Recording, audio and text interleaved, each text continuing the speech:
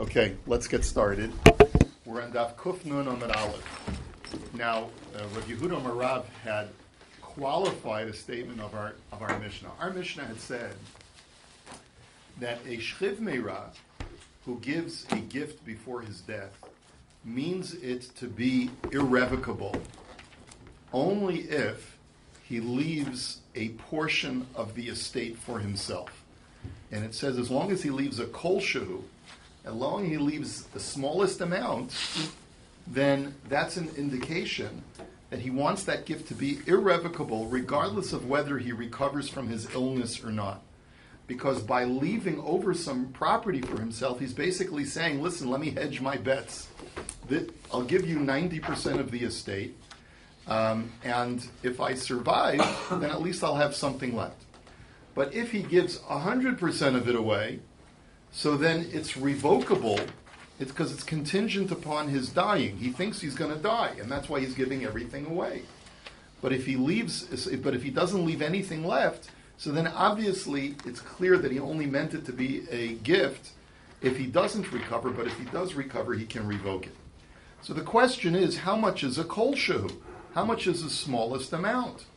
And Rabbi Yehuda Marav told us the Chiddush that it's kedei parnasasa, that it's enough for him to live off of.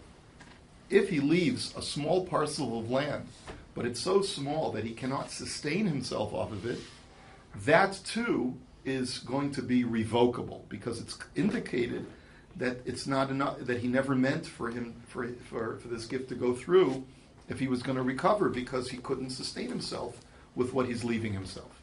Okay, is everyone okay with that so far? Yeah. Is that clear? Yeah, we had that something like back, 9 Cubs or something like that. We had like one of the other. It could be. You'll forgive me, but I don't recall offhand. The question, though, that the Gemara had challenged, Rav Yosef had challenged Rav Yehuda by saying, if the Mishnah says kol shehu, then how could you tell me that a kol shehu means kedei parnasaso? A kol shehu means a kol shehu, right? And a kol shehu could be the tiniest piece of land. So you're totally redefining the Mishnah and are translating the text. That was Rav Yosef's kasha. The Gemara now has a problem with Rav Yosef's question. What's your problem, Rav Yosef? We're going to see other times in Shas when a kol shehu does have a minimum amount. And that's where we're up to, the 7th or 8th line. So the Gemara now says, I think it's the 8th line, B'chol heicha detani kol shehu leslei shiura? You mean to tell me that any time the word kol shehu, the term kol shehu is used, there's no minimum? V'hatnan, let me show you a case where there is. Rabbi Dosa ben Hurkinus Oimer, Chamesh rechelos gozizos mana upras, chayavas bereishas hagez. That Rabbi Dosa says, the Torah requires this tithe called reishas hagez. When you own a flock of sheep, the first shearings of that flock have to be given to the Kohen. So the question is, what is the definition of a flock? So Rabbi Dosa says it's 5 sheep. Anything less than 5 sheep is not a flock. But more than that, he says that each sheep has to be so healthy that it has to be capable of producing 1.5 manas, which is a weight of wool. Anything less than that is not your pater from reishas hagez. V'chachamim omrim chamesh rechelos gozizos kol shehi. And the chachamim disagree. They say, we agree with the number 5 that's a flock. But, there is no minimum amount of wool that they have to produce. V'amrinan v'kama kol shehi. And then the question is raised, well, how much is the minimal amount according to the chachamim? Amarav mana upras uvilvad shiyu mechumashas. And Rab had said that it means among all of the sheep together, among the 5 sheep together, they have to produce 1.5 manas of wool. Not each one, but all together, and provided that it's proportionate, which means that each sheep has to produce no less than 1/5 of a mana upras worth of wool. So what you see from here is the Gemara is posing a question. The term kol shehu or kol shehein is the very same term that our Mishnah uses. And Rav Yosef, your assumption was that the words kol shehu mean no minimum. And here you see that it does mean a minimum. It means among all 5 sheep, amanu pras. So how do you reconcile it? Hasam bedinhu de lo lisni kolshu, va'aydi te komer tanakama shi'ur rabba, amar ihunami shi'ur zutra, kari la kolshu. So the Gemara's answer is very simple. It says, kolshu could be used as a term even when there is a minimum, but it's used because it's contrasting with a much larger amount. When the amount is very large, like the Rabbi Dosa's shear, that each sheep has to produce 1.5 manas, if the Chachamim want to protest and say, no, it's much smaller than that, they could use kol shehu even when they hold there's a minimum. But that's not an appropriate application to our Mishnah. Our Mishnah does not use the term kol shehu to contrast with an opposing opinion of a larger amount. And that's the reason why Rabbi Yosef was justified to ask his question of how can you say that kol shehu means that there has to be a minimum amount of kidei parnasaso. Bottom line is the Gemara leaves this question unresolved, but it certainly makes sense what Rav Yehuda Marav says, that when a person leaves over for himself a minimal amount, that minimal amount has to be kidei parnasasa, enough to sustain himself in order for the gift to be considered irrevocable. Okay, let's go on. Pshita. Amar mimitaltali leplanya kol mani tashmish dekani. Or mitaltaloi, rather. If a person says, my chattel shall go to Ploni, and he says this is a shchiv meira gift, so then all of his money tashmishte, usually that means all of his clothing and all of his tools, all of his regular items that he uses on a daily basis are considered to be given as a gift. That's what he means when he says my metaltalin. Lebar mechiti visari. But what's not included, he doesn't mean, when a person says metaltalin, he doesn't automatically think about the food items that he has in his house, and therefore that's not included. The barley and wheat that's in his silos is not included.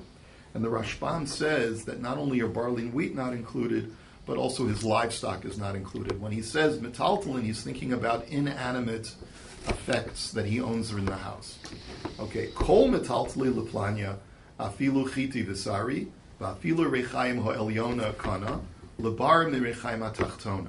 When a person adds the word kol, he means to say all of my metaltalin, which means that not only my personal effects, but also the food that's in my silo in the granary, and also even the upper millstone.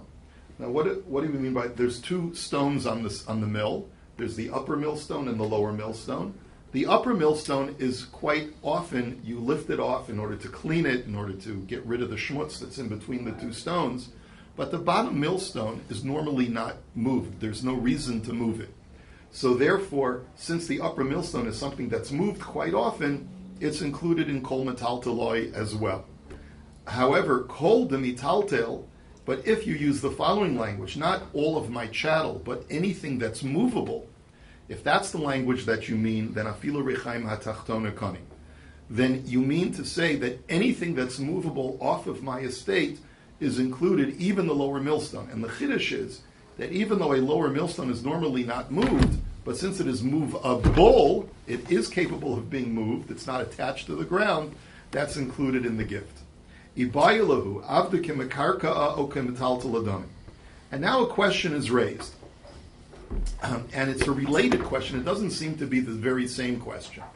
Now the question is, when a person says, I'm giving all of my metaltalin as a shchiv meira to Ploni, does he mean to include his eved, or does he mean not to include his eved?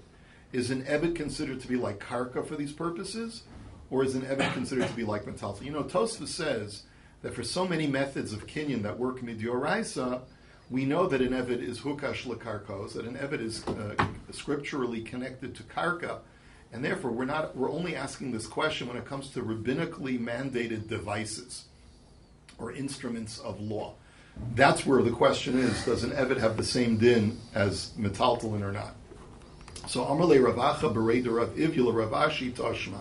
So let's take a look. Hamocher es ha'ir Mochar Batim Shichin U'Ma'aros U'Merchatzos U'Beis Habadan U'Beis Hashlachin. If a person sells a city, he says, I'm selling city X to Ploni, then what's included in the sale? All of the houses, all of the cisterns, wells, and caves. and the bathhouses and the olive presses and the irrigated fields, those are all included in the sale. Anything basically that has a din of real estate. Avolois hamitaltlin, but chattel is not included. But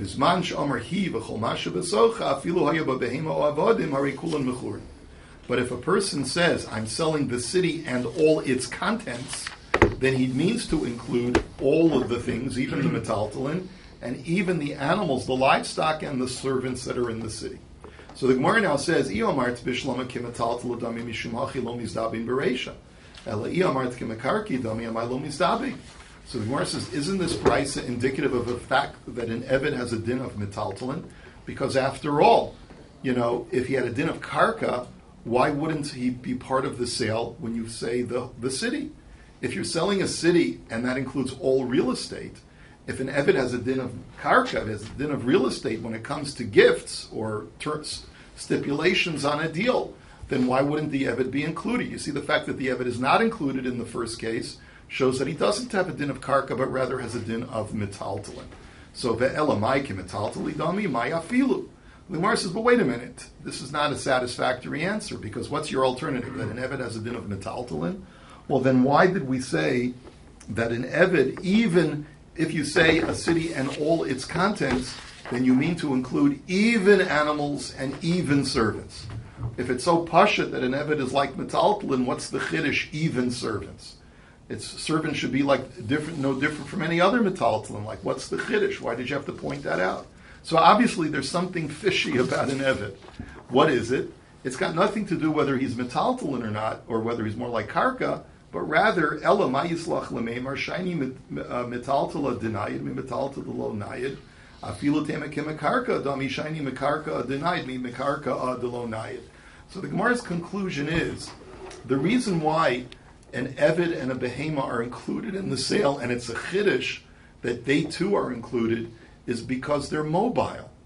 And you would have thought that only things that are inanimate and cannot normally move of their own volition away from the city would be included in the sale of a city. And that's the chiddush. If you say the city and all its contents, even though an eved and an animal could run away, since they're currently residing in the city, they're included in the sale of the city and all its contents. But if that's the argument, then this brisa is not distinguishing between karka and metaltalin. It's distinguishing between mobile objects and immobile objects. And therefore, you could also argue that an eved has a din of karka, but the reason why he's not included in the sale when you sell a city is because he's mobile, and he's therefore not considered part of the sale. So you can't prove anything, whether an eved has a din of karka or metaltalin, from this brisa. So Amalei Ravina LeRavashi Tashma. Well, let's look at something else then. Hakosev kol nechasav la'avdo yatsa ben chorin. Shir karka kol shehu lo yatsa ben chorin. So we've seen this before. If a person writes a writ, he gives a shtar to his eved and says, here, this shtar grants you all of my estate. All of my estate. Right? So then the halacha is that the eved immediately goes free, because included in the gifter's estate is ownership of the eved. So I'm basically giving my ownership of you back to you, so you become a free man and you acquire everything. If, however, he says, I am gifting to you my entire estate minus a certain amount of land, so then the eved does not go free, and he doesn't acquire anything, because since he's still indentured, Masha kana eved kana rabba, whatever the eved acquires belongs to his master. And so, like the Rashbam had said elsewhere, why did he do it? Why did the master write this? He wanted to express to the eved in some way how important this eved is to him. So he wrote him this piece of paper, but he still wants to keep him as an eved, right? So what do you see from here? We'll get to that in just a second. Rabbi Shimon Omer la'olam hu ben chorin at sheyomer kol nechasai nesun leploni avdi chutz me'echad meribo shabayim. Rabbi Shimon says no. Even in that situation, the eved goes free, since you didn't specify an eved, you specified real estate, so we assume that you mean a piece of land you're retaining ownership of, but not the eved. But if you say my entire estate, except for 1/10,000th of my estate, I will retain ownership of, there we have to worry that you're retaining ownership of the eved, since you didn't specify karka. But the point is, V'amar Rav Dimi Bar Yosef Amar Rabbi Lazar Asu Metaltal in Shir Eitzel Eved V'lo asa metaltalin shir eitzel ksuva. Comes along Rebbe Lazar and says a big chiddush. Even if the gifter, who's the slave owner, says to his eved, I am giving you my entire estate minus a certain amount of property, that property does not have to be real estate. That property could also be chattel. If he says, I'm holding back $100 worth of chattel that I'm not giving you, so then we have to be concerned that perhaps included in that $100 of chattel is the eved himself. And therefore the eved does not go free, and he does not acquire anything. However, this is not true for the ksuva of a woman. Now this goes back to a case which we had seen about 25 blot ago, or maybe a little bit less, maybe 15 blot ago, so 20 blot ago, something like that, where we had the following discussion. If a man, before he dies, even if as a healthy person, says, I am hereby gifting my entire estate to my children, except for a tree that I'm leaving for my wife. Now the tree may be only worth a fraction of her ksuva, but if she's silent and doesn't protest, then it's considered to be that she's accepted that, and she can no longer sue the estate for her ksuva. Now that's true even if the husband left her a very, very small amount. But it has to be real estate, it cannot be chattel. So the distinction, the contrast that we're drawing is that for an eved, as long as the owner holds back an ownership of a portion of the estate, it doesn't matter whether that portion is real estate or chattel, the eved does not go free. But by a woman's ksuva, he dafka has to give her a piece of real estate as that small, gift. But if he gives her only chattel, since a ksuva does not normally collect from chattel, that's not her compensation for the ksuva, and we therefore assume that she still has rights of collection. V'amar le Rav Rav Nachman my taima avda metaltalu metaltalu havi shir. Period. Uchsuvas isha mekarka hu metaltalu mekarka alo havi shir. So what's the reason for this contrast, for this distinction? The answer is because an eved is considered to be metaltalin. That's our point that we want to bring out. And therefore, leaving a remnant of ownership of chattel is holding back the eved himself. But since a woman's compensation for the ksuva only comes from karka, then giving her a small gift of metaltalin is not considered to be in lieu of her ksuva, and therefore she can still collect her entire ksuva. So that's the argument. You see from here, the way that the Amoroim at least are understanding it, is that an eved does have a din of metaltalin, and therefore, if a person were to say, let's say, I'm giving you all of my metaltalin, then an eved would be included in that gift. So Amar Lei, no. Anon mishum delav krus gita masninon lo. He said to him, no, I don't hold like those Amoroim. The reason why, when an Adon holds back some chattel, he's not freeing the slave, has got nothing to do with whether the eved is considered to be metaltalin or karka. The Rashbam says in the name of Rabbeinu Chananel that the meaning is like this. Whenever you write a writ of emancipation to an eved, it has to be a clean break. And we learn that from the laws of Gittin for women as well. If there's any holding back of anything from a woman's get, like you're divorced except for you still have to make dinner for me every night, so then that's not a get, right? And similarly, if I release a slave, but I hold something back for myself, then that's not called an emancipation. By virtue of the fact that I've held something back in my estate at the same time that I'm gifting the whole estate to my eved, that in itself stops this paper from working as a writ of emancipation, and it's got nothing to do with the fact that the eved is metaltalin or karka. It's got to do with the fact that this is a faultily crafted writ of emancipation. Okay, that's the argument, and therefore you cannot prove from here that an eved will have a din of metaltalin. Amar Rav Nachman, Chamisha ad sheyichtavu kol nichseihem. So Rava says in the name of Rav Nachman that there are 5 cases, 4 of which we've already seen, we've already discussed, that there's going to be a change in halacha whether the gift is all of the assets versus whether it's all of the assets minus a holding back of something. Okay? So what are the 5 halachas where we see this distinction being drawn? Ve'eluhein shchiv meira. The first one is a guy in his deathbed, which we've been talking about all along, which is our Mishnah. Avdo, when I free a slave, that's the case that we just talked about. As long as the master holds something back, then the slave is not freed. But if he gives him everything, the slave is freed.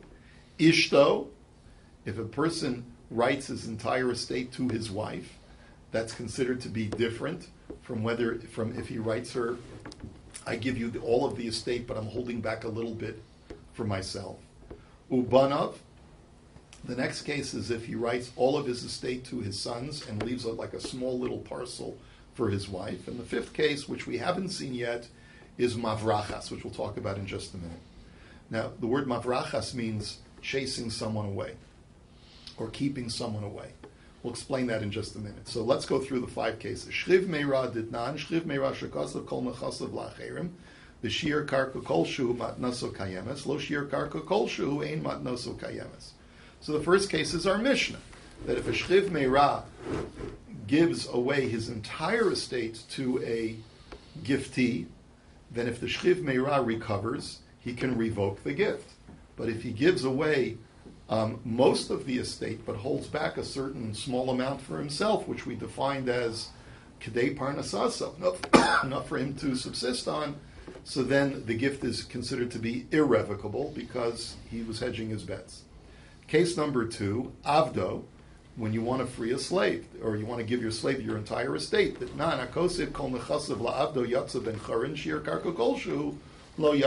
we just saw this case, that if you free a slave, if you give your slave your entire estate, everything, without leaving anything for yourself, the Eved goes free automatically. But if you hold back a portion of the estate, even a small portion for yourself, the Eved does not go free. Ishto, what's the case of your wife? The Omer of Yehuda Omer Shmuel HaKosev Kol Mechasav Liishto Lo Asa Ela Apotropeh. This too we had seen several days ago, that if a person writes a paper saying that you now, my wife, own my entire estate, we assume that a person would not completely strip his heirs of the entire estate, and therefore he means to assign her as the apotropos, as the custodian on the estate, the executor of the estate, but not the owner of the estate. But if he gives her, let's say, 99% of the estate and leaves something still intact in the estate, then he means it for it to be an irrevocable gift to his wife. Banav, what's the case of his sons? That nan akosiv kol nechasav lebana bekasav liishto karka kolshu of the ksuvasa.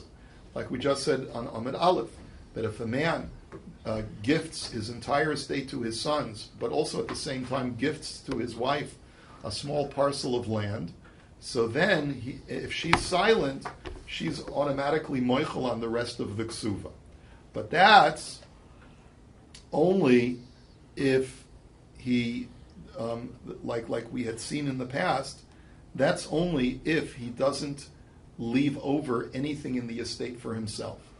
But let's say he leaves over a small amount in the estate for himself, then we assume that the woman's intention is that she's going to want to stake a claim on that remaining parcel of the estate, and therefore use that remaining parcel to be able to collect the rest of her ksuva as well.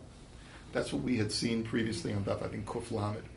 Now, mavrachas, what's the 5th case of mavrachas, which is where a woman is trying to deflect or get to... It's an almana, no? What?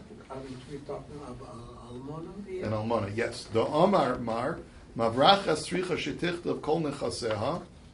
All right, a mavrachas is a woman who's an almana, like Mr. Friedman said, and she wants to get remarried. But, like many wealthy almanas, she wants to make sure that if the marriage doesn't work out, or that if she dies before her husband, that the estate will remain intact for her heirs. So what does she do? She basically writes a shtar that's a shtar matana. She gifts her entire estate before the chasana to a third party, to a ploni, right? And basically then what happens is that the marriage doesn't work out, and she comes back to ploni and says, I want my estate back.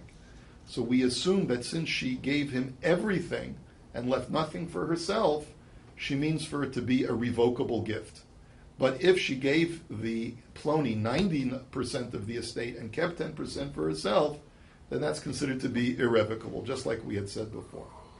Now, uvekulhu, in all of these 5 cases, mimetaltali havishir lebar miksuva, the amakarki itakina rabbanon, mimetaltali lo takun rabbanon.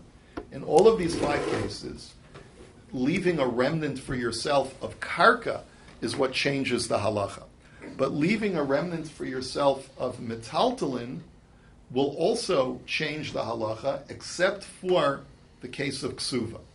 If the husband, if the husband gives the woman a small parcel of land and she's silent, then that's a sign that she's moichel on the ksuva.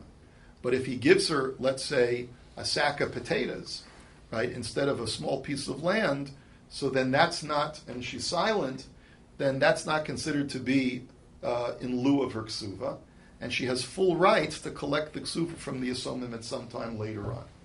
Okay, and why is that? Because normally a ksuva is not collectible from metaltalin. So no one can make the argument that by getting this sack of potatoes, she's getting payment for her ksuva. That's not what paying off a ksuva looks like. Okay? And therefore, by her receiving that sack of potatoes, that's not payment in lieu of ksuva. She's fully entitled to go after the asomim after the husband dies and say, I'm a creditor on the estate, give me my full ksuva. Ameimar Omar metaltali dechsivi b'ksuva v'isneu be'einayu avishir. And Ameimar disagrees. And he says that as long as the metaltalin are intact, they are considered to be a valid form of payment for a ksuva, because Ameimar, like Rashbam speaks out, holds that a woman can not only collect from karka, but she can also collect from metaltalin. So Lishitaso, he's basically advocating that no matter what the husband gives to his wife, at the same time that he's completely divesting himself of his estate, as long as she's silent and she accepts that, even if it's a sack of potatoes, she has to accept that as payment for her ksuva, and therefore it's no different from these other 4 cases. Omar. So now for the last part of our daf, we're going to go over different permutations of when a person makes a declaration of a gift and he uses the word nechasim. What is included in that word nechasim? Up until now, we were talking about what's included in the word metaltalin. Is an eved included? Is wheat and barley included, etc.? Now we're going to talk about what is included when a person says, my nechasim go to Ploni. Nechasim simply means my property, my effects. What is included in that gift? So the Gemara now says, Amar nechasai leplanya avda ikri nechsi. Well, if a person says, my property goes to Ploni, he means to include his servants. Why? Because we know that servants are called nechasim. Did not hakosev kol nechasav la'avdo yatsa ben chorin.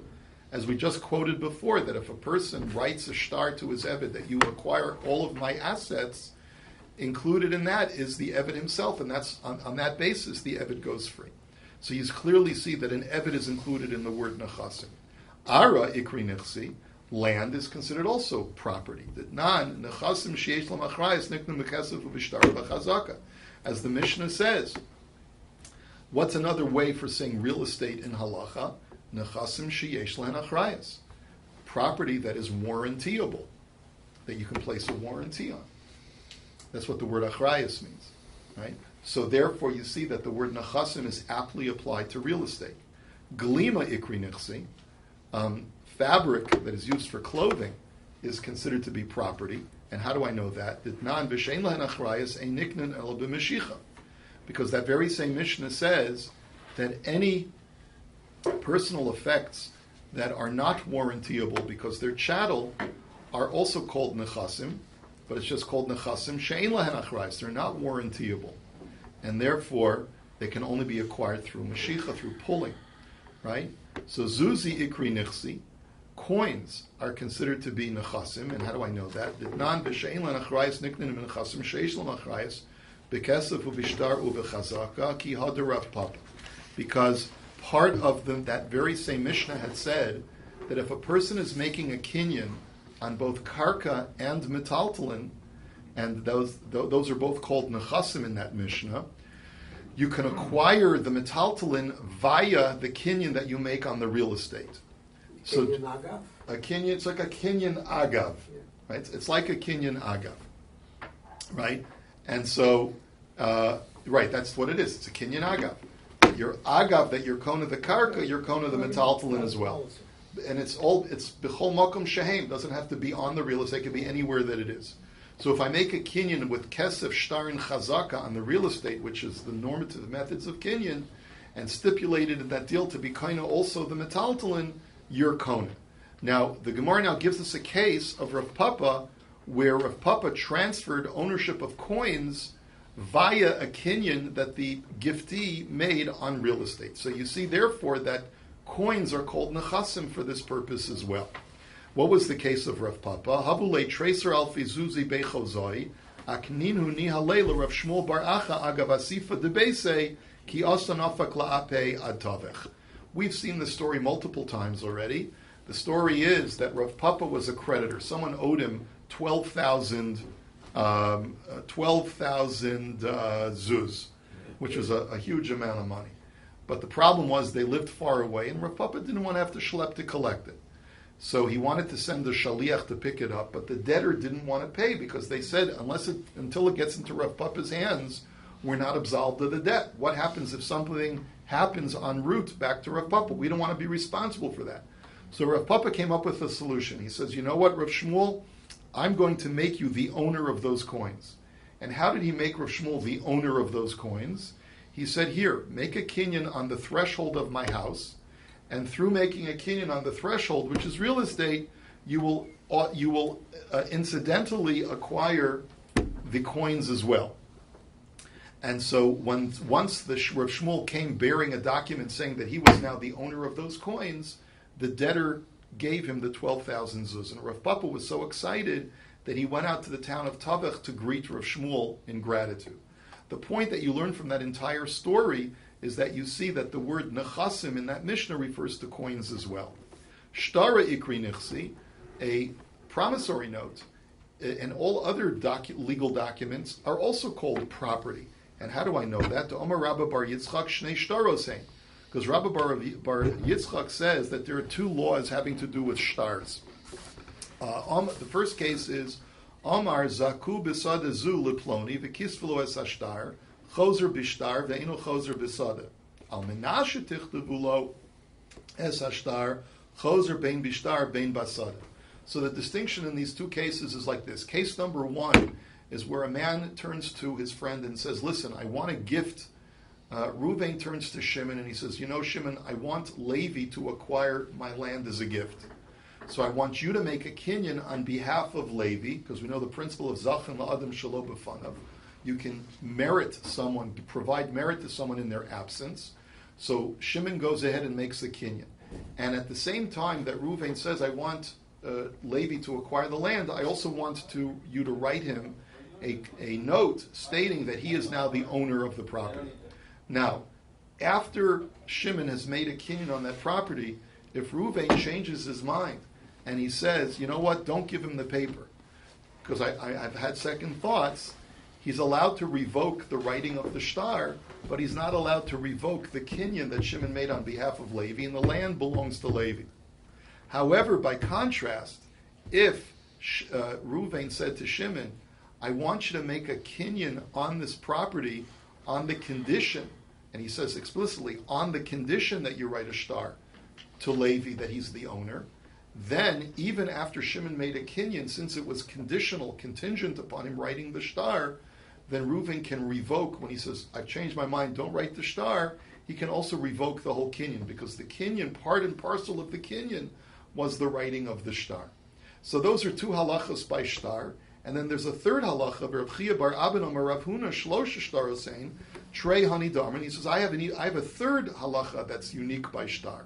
The first two we've already mentioned, and the third one is Idach im kana mocher v'kasav es ashtar ka'osa sheshaninu kos min shtar lomocher v'afal pi she'en lokeach imo.